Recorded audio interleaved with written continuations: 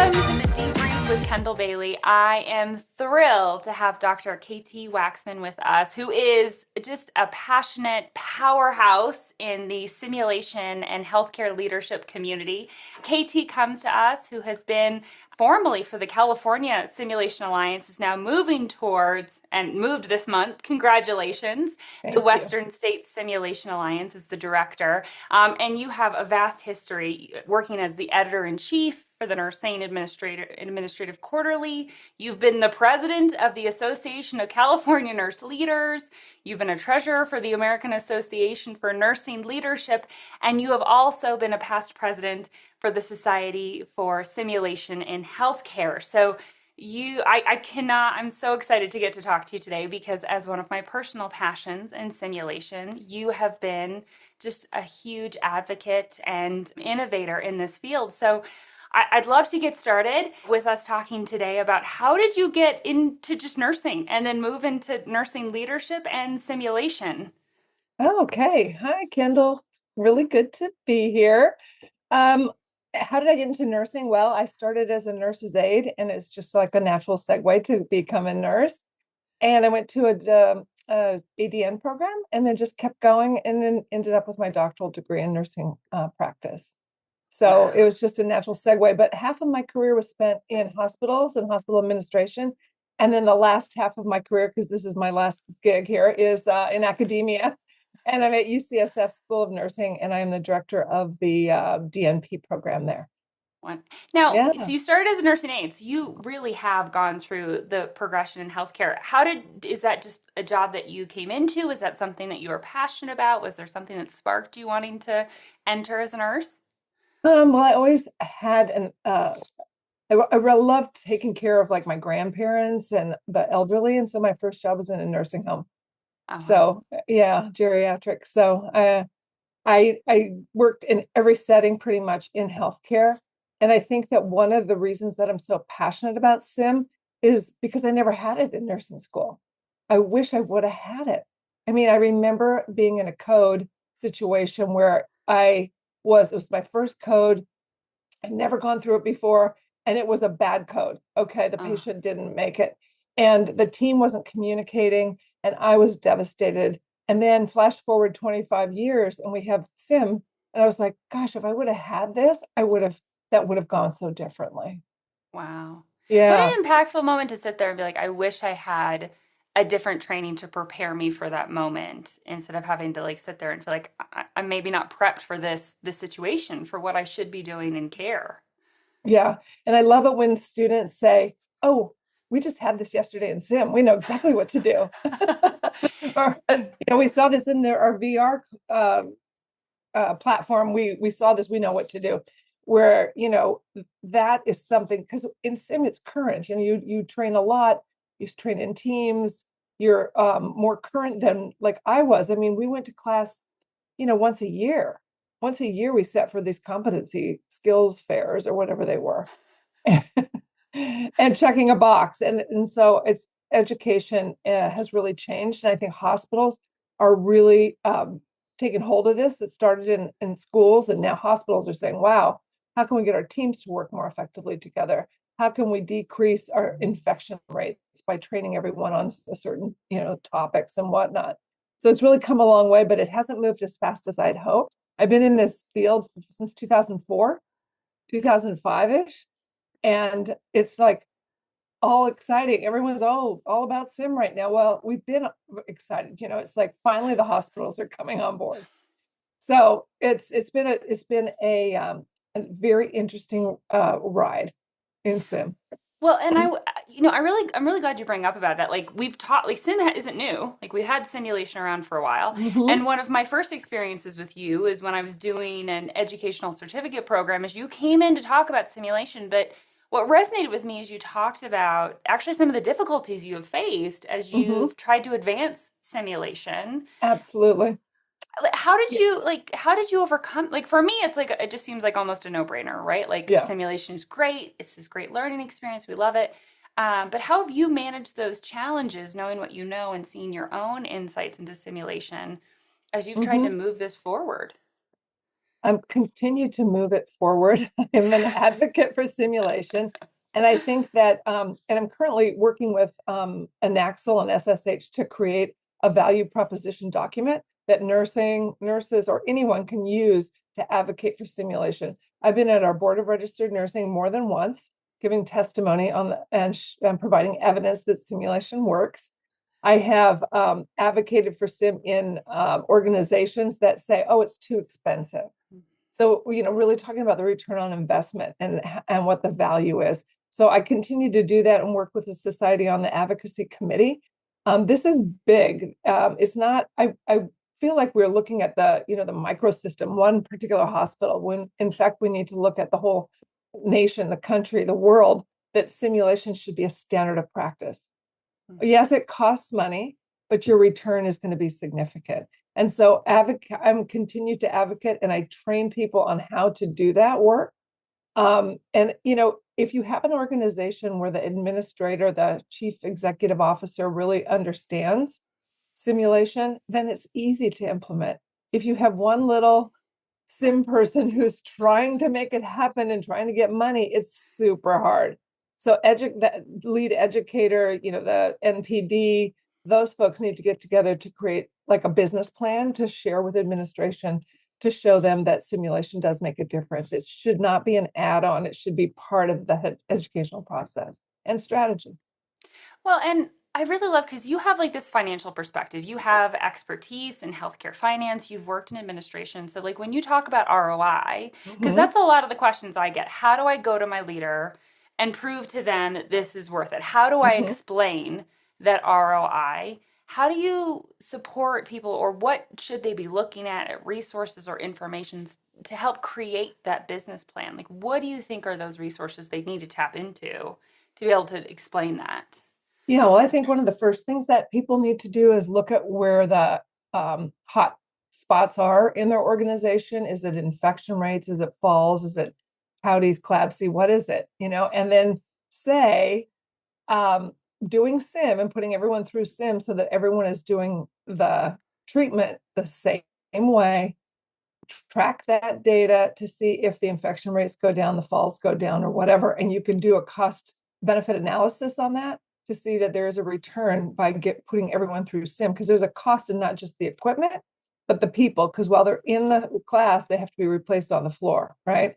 So adding all that in and showing that there is a return on investment is what I recommend. And there are hospitals out there that have done that. They put everybody through, say, sepsis training and simulation, and their sepsis rates went down to zero. Same with falls, because you have to be consistent and you have to have standards. And I think everyone needs to follow the healthcare standards of practice from an Axel, and have properly trained faculty. And those are some of the key, the Well, key, yeah. well, and I like that too, right? Because you, like you said, it's not just, hey, this is great. We know it's great, right? There's lots Yes. of literature out there, and like you said, students are coming and saying, like, oh, I remember this from Sim, or this was a really great experience. But I think that is one of the other challenges: are how do we train faculty? So how do you think that model should look? Because, I feel sometimes even lost working with other faculty to be like, we've got Mhm. to train your whole team, or maybe they have higher turnover. How have you kind of supported those models of ensuring that your faculty are trained so that way they can provide these really high level learning experiences for students? Yeah, that's very difficult because We want the easy answer to that one. well, there are so many places out there, hospitals and schools, that other faculty have no training and they just learned on the job and they think they know what they're doing. And that's very scary to me. So when I go into a place where they have certified educators, they're following the standards and they're, an accredited model, I feel very comfortable that they're doing, providing safe sim. And the scary thing is that the folks who aren't trained appropriately are not doing safe sim and hurting our students sometimes. When students get into the hospital, they're afraid of sim because it was more of like, I gotcha. And so faculty need to be trained that it's a formative type of an experience, that it should be positive. They should know how to debrief and provide feedback so that when the students get into the hospital setting, that they're comfortable with sim and they're going to embrace sim and want to continue to learn. And many states out there are not regulated. There's only 14 states that right now that really in schools have a regulation for simulation. The rest are sort of open, and that's scary. Well, and it's scary, like, I think as an educator, we don't, just like our patients, we don't want to harm our patients as nurses, right? Those experiences are Mhm. really uncomfortable. But even as a faculty member, I don't want to harm my students, but we do unintentionally sometimes because you're right. Either I'm trying to see you make mistakes so I can call you out on it, or I'm Yeah. trying to give you an experience where I'm not prepping you for a patient death, right? There's always a lot of conversation there. Mhm. What do you see as like the main triggers when we talk about like that psychological safety of a learner? What have you seen kind of those big areas where you have concern when you look at like simulation or have seen some of those learning scars from students? Oh yeah. I mean, I think that, when you go into sim, you've got to have like a learning contract that you understand that that's going to be safe, psychologically safe, that, we're here to support you. And you can't break those rules, because if people talk about what happened in sim, talk about people that failed in sim, it just, derails the whole program. And it's really not good for our learners. So creating a safe environment is so critical. And that's why faculty need to be trained, because it isn't just about using a high fidelity mannequin to insert an NG tube. It's more interprofessional teamwork, collaboration, communication, assessment, all of these things. And that's another thing that scares me, is that people spend a lot of money on equipment. They don't know how to use it. They don't know how to write a scenario, and they don't know how to debrief. So those are the things that in the CSA, the California Simulation Alliance, now the WSSA, we have over 125 validated and tested scenarios, and many of them are tied to the AACN Essentials now, which is another level for academia, for the faculty to be able to recognize that there's a reason we're doing this, there's a standard for this, and this is the way you need to facilitate the sim. So yeah, it's that's really a passion of mine, is faculty development. Well, and I really appreciate because you're talking about like this translation from both school to healthcare. And Mhm. for those who are listening who have not looked at, and I strongly encourage you, especially if you're a sim advocate, to look at the Simulation Collaborative, you've created this partnership between academic institutions and hospital systems. Like, is that really, did you just see that there was this missing translation from school to practice to like hopefully create this greater adoption? Like, how did you form like this strong relationship and almost like this handoff and this exposure for these very large institutions? Yeah, well, academic practice partnerships are very critical for the future. With the nursing shortage and the looming physician, we have healthcare shortages all over the country, which is concerning. And we need to work differently, and we need to work collaboratively together with the hospital and the school. So many of our faculty that teach in the CSA are hospital based. So it's they get a flavor of what happens in the hospital to share with the academic people that we're training. So we train them together. And I think that's one of the first steps, is actually training together. But these partnerships are just so critical. Sharing space, sharing equipment is something we've pushed for many, many years with, for instance, like a regional simulation center, whereby it would be in the hospital or the school, whoever has the space and the resources. And then people could come from the community who couldn't afford sim to use sim in their space. So there's lots of models out there, but it can't be separate. Academia cannot be separated from the health system or their academic service partner. They need to work together. They need to understand the curriculum. And I envision students and staff being trained together in the future.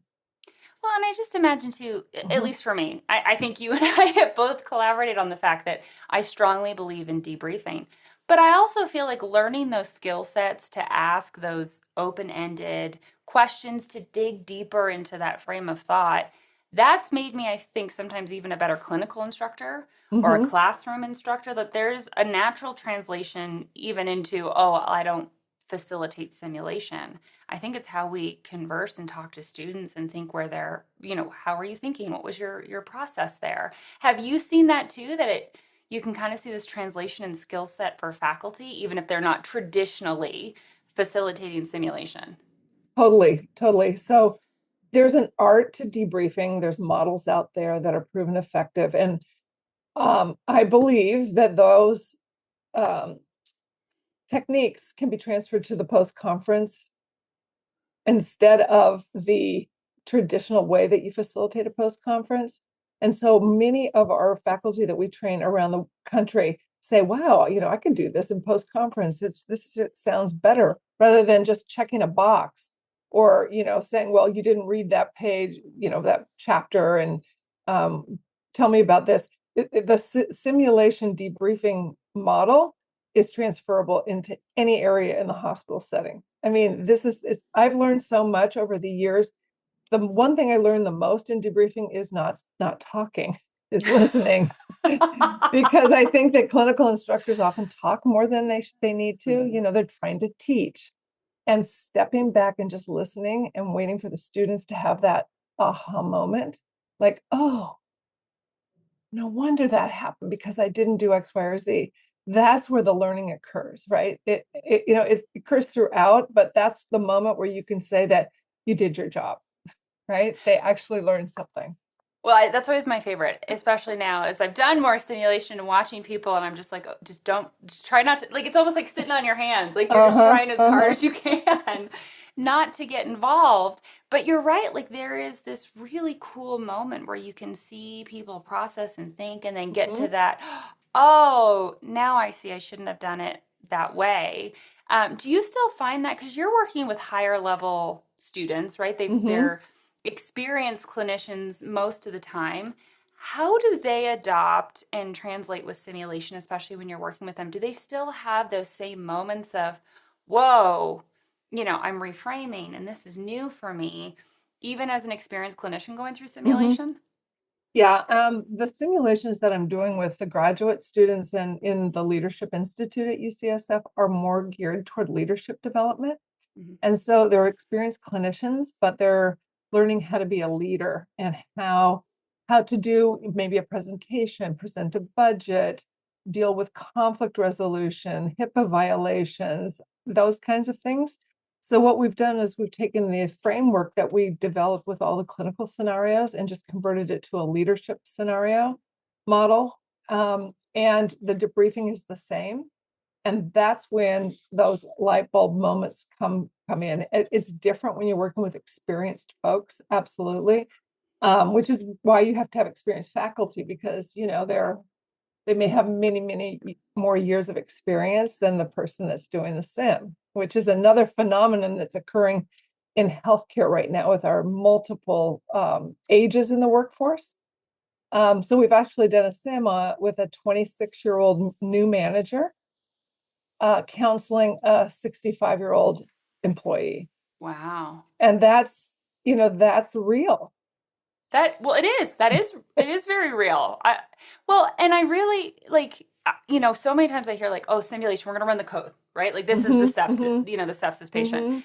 You've translated that to leadership development for students. And there's so much about how much leadership turnover there is in nursing. And we're really not prepping leaders to be effective because they don't have those skill sets. Right. So how are they able to kind of make that translation? Like how did that go with a 25-year-old going through that simulation with somebody of a different generational group? It's difficult, but they do it, and then they feel it. They get some tips. They replay it in their mind so that when it happens in real life, which could be the next day, Yeah. they at least they have some skills to bring to the table, because it's intimidating. Oh, it's terrifying. Nurses eating their young, working with an older person saying, I don't want those new grads on the floor because they're, incompetent. I don't want to bother with them because I have 2 more years and I'm going to retire and I don't want to be bothered. Well, how do you, as the charge nurse or the manager, deal with that person? So we do role plays. We don't even have any mannequins with these. It's just a room with a table. So, that's low cost sim. Well, you're choosing the right modality for what you want Right. them to learn. So that way Exactly. they can really walk away with, whoa, that, like you said, it might have been difficult. I'm learning. I'm a little bit uncomfortable, but in a way that I'm really digging into Hmm. what I can do or what I should be doing. Wow. And so these are student to be leaders. So they're hoping to take on administrative roles and work in Hmm. healthcare across. Hmm. Have you seen other hospitals adopt simulation for their leadership training at Not all? as many as I'd like. KT's like, for anybody who's listening, please, I promise you, simulation can help be your answer. I just think, we have such a shortage of leaders. People aren't going into leadership. They want to do their job and go home. The new generations that we have out there in healthcare. And so in order for them, they're emerging leaders, they're anxious, they want to lead, they're good charge nurses or assistant nurse managers. We need to help provide them with the skills they need. Otherwise, we're not going to have anyone in those positions, Uh, right? I mean, I it's, completely agree. Yeah. and so, for me, I was promoted to a nurse manager from a charge nurse on a Friday at age, I think I was 26. And then Wow. on Monday, I went in with like I had to buy clothes over the weekend because I had to wear like a I had to suit. be in my leader outfit. I was on a leader. And that was Monday, and it was a very hard transition. I was ready mentally, but I had no training at all for Wow. that. So I always look back and think, gosh, I would have really benefited from sim clinically and leadership development, all of that. So that's why one of the reasons I'm so passionate about it, because most of my learning was on the job in Mm. finance too. I mean, as a manager, as a director, here's your budget. What's that? What does this mean? So that's why I wrote a book on the Yeah. topic, because Yeah. there's just nothing out there. So I'm trying to fill these gaps that I've seen throughout my career. Well, and it Yeah. sounds like, and this is what I love. You're trying to make it better so other people don't have to go Yeah. through that moment of, I've even said this in education. Here's your textbook. You teach your class on Monday. Yeah. Welcome to Yeah. education. Or here's your, 5 patient load. Welcome to healthcare. That we don't just have Exactly. this dumping model that we've been Hmm. using just in Hmm. different levels of nursing leadership. I'm so how have you advocated for this? Because you said you've gone to the State Board of Nursing. Hmm. You've obviously seen this translation in practice and seen Hmm. what your students are walking away with. What do you see are some of the biggest barriers, like at that state level and the national level or even international? What are the conversations we should be having to help move this or create better adoption? Loaded question of the day. There's lots of barriers. The board is only one of the barriers. I mean, they're here for a reason. They're here to protect our patients in our community, right? They want to make sure that we're providing safe care and we have standards in place. Our board in California allows us to do as much simulation as we want, as long as we do 500 hours of clinical. And so I've always said, is there any evidence that the clinical experience actually makes a difference? And my colleague Kim Layton and her colleagues did a systematic review of the literature to see what evidence was out there that the clinical experience makes a difference. And guess what? They came up with an empty review. There's no evidence. Okay, so California says you need 500 hours, but one school says, well, we're not going to do 500, we're going to do 1,000 because we think 1,000 works. And in Tennessee, they're doing 500. At Vanderbilt, they're doing 1,100. They're like in the state of Tennessee, 1,100 hours or 500. I don't understand how that. Mm, So the barriers are the boards, the barriers are the deans and directors, the barriers are the CEOs and CNOs who say it's too expensive, right? And yeah. so we need to overcome those barriers and show that it does make a difference, because there's so much evidence on simulation that it works. And so I really am done providing evidence. I mean, it's It's out there. there. So let's just do it, yeah, so there's lots of barriers in healthcare. I think one of them is the cost piece. I think that's what we need to overcome, because the perception of CEOs and deans and directors and the boards is that it's very costly and that Yeah. schools don't have the money to do this. So in our scenarios in the CSA and the work that I do, oftentimes you don't need a sim center. or an expensive mannequin. We're using Yeah. other methods to do this training. It's low cost. And like even with VR, how it's coming into play, many of the students already have a headset, right? And if they don't, we can buy one, put it in the student fees, and they can do work from home to then come into sim to be prepared. So I was going to ask, so now there's like these new technologies, right? I've got my own little, Uh-huh. sweet up here.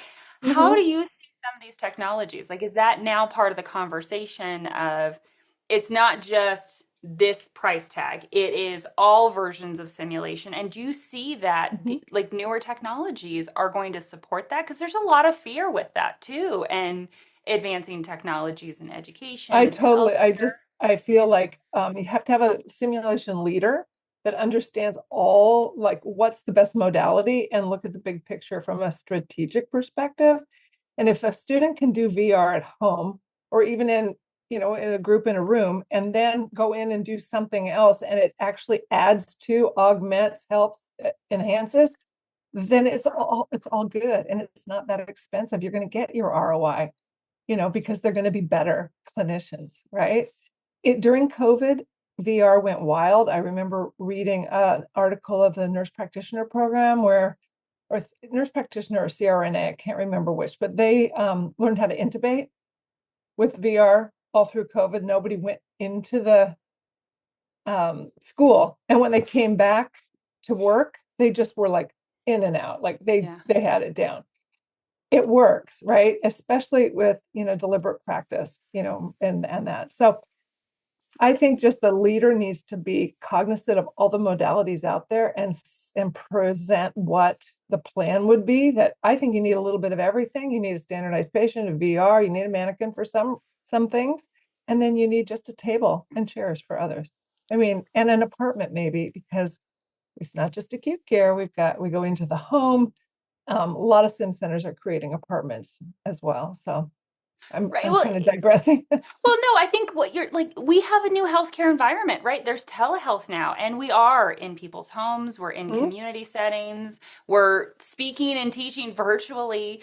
It's a different healthcare environment. And Yep. I'll say one of the biggest questions I get is we have these great technologies, but they're not going to be accepted by different generational groups or Hmm. different learners. Do Hmm. you find those same challenges? Like, are there groups that like the adoption you don't think will happen, or do you think it's more of like all of the learning curve of simulation? So I really support focusing on the early adopters, those who are really passionate about sim, and the ones that are naysayers, I sort of like ignore them because it's too much energy.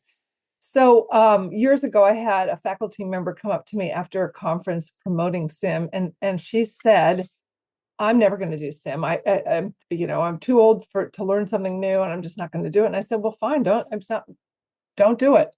Uh, she goes, "They made me do PowerPoint, and now this." And I've said, "Okay, well, see ya."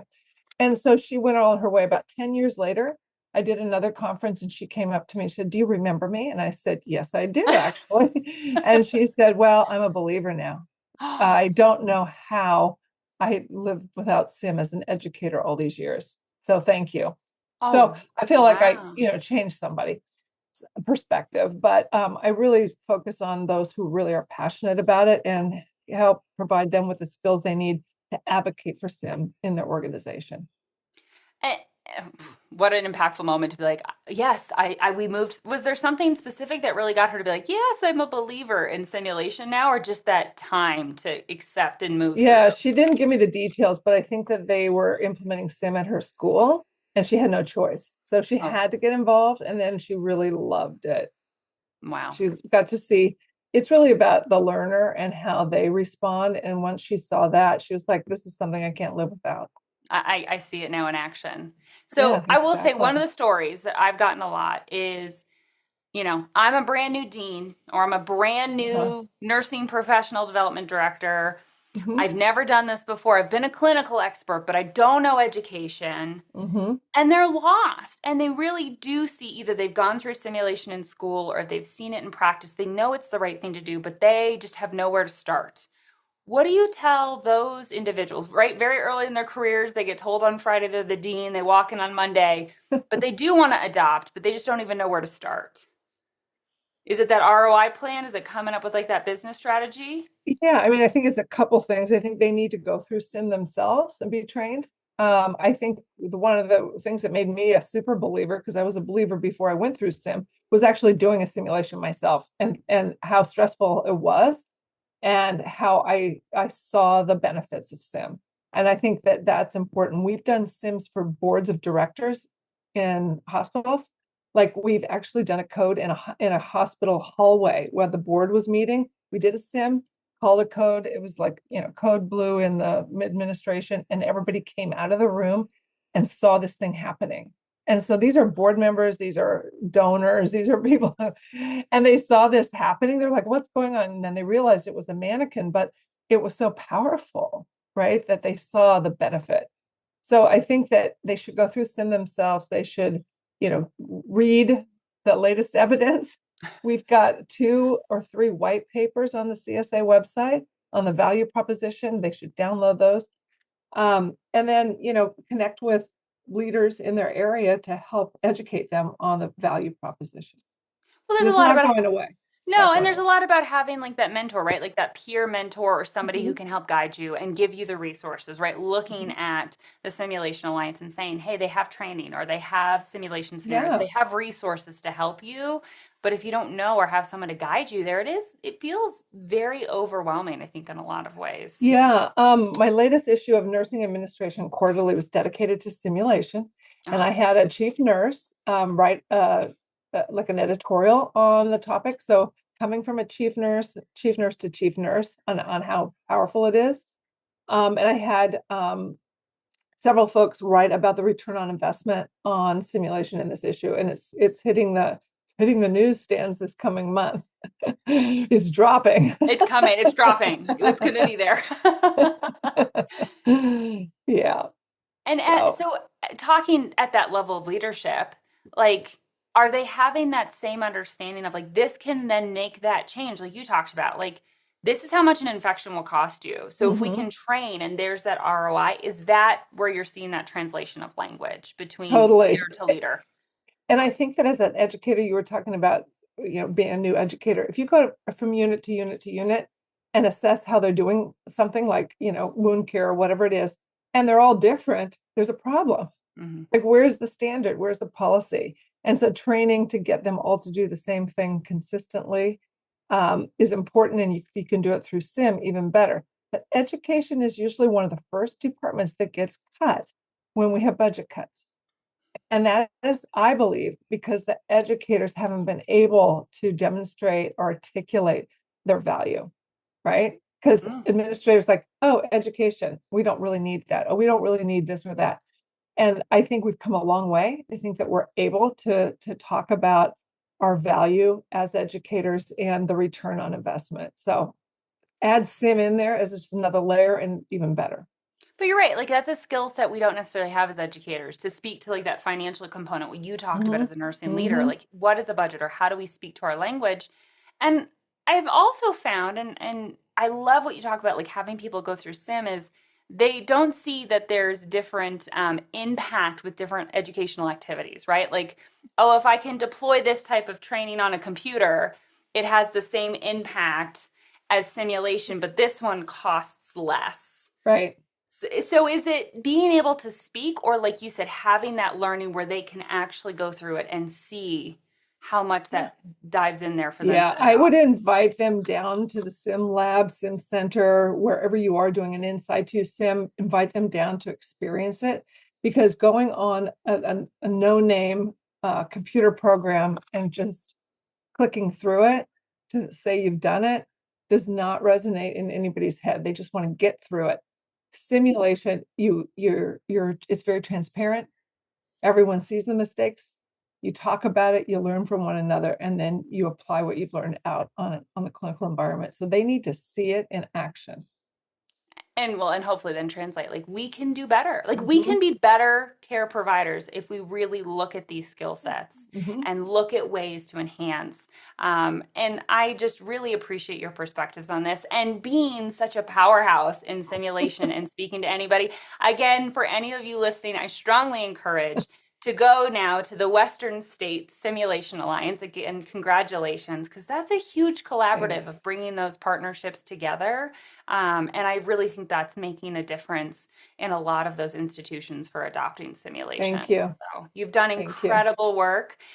For any of you who are listening, my last question is, what has been your most impactful simulation experience for you? Was it the first one you went through, or like what's a sim that still sits with you, kind of like that code did from your early Hmm. career? I just remember doing a sim with undergrad or pre-licensure students.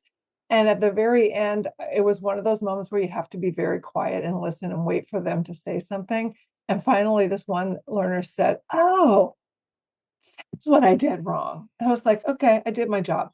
You know, I did my job, because often you're trying to pull things out of people, right? But it just dawned on them what they did wrong. And Wow. it's like, okay, well, you did it here in simulation wrong. You made that error here, just fine. And now you're never going to do that on the unit. And now you're never going to do it again. Ah, well, for anybody, please, the power of simulation is real. The adoption is real, but KT, thank you again for speaking to the challenges that come along with it. It is not easy. It's not easy to become a new educator. It's not easy to be a new leader, but using simulation throughout these nursing professions, it means a lot and really can translate. So again, strongly encourage. There's incredible literature out there on simulation. KT, thank you again Thank for being you. with us today. And for those of you who are listening, please like, love, share, subscribe. We'd love to hear from you, especially if you have your own simulation story you can share with KT or myself. We'll be along any of your streaming services where you listen to your podcasts. But thank you again for joining the Debrief with Kendal Bailey. And thank you so much, KT, for debriefing with us Thank today. you, Kendall. Thank you.